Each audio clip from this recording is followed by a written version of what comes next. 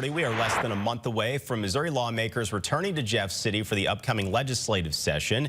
Several bills filed before the first day are already making headlines. That includes illegal immigration, limiting cell phones in classrooms, and changes to abortion access in the Show Me state. Well, now several lawmakers are filing bills to tackle violent crime across Missouri by criminalizing the sale of certain guns.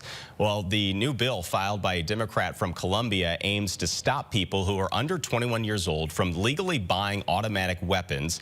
FBI data shows Missouri's metropolitan areas are seeing more violent crime than other parts of the state. And this year, 857 gun-related crimes were committed by minors across the 4 largest Missouri cities, including St. Louis. Missouri's outgoing governor, Mike Parson, is skeptical of adding restrictions on guns. We can bring down crimes, get guns off the streets, out of criminals' hands. Businesses are going to do better. Cities are going to do better. We tried that reform, and it honestly doesn't work. If you look at the areas where they enforce the laws and make people accountable for that, is what it's going to take to get back.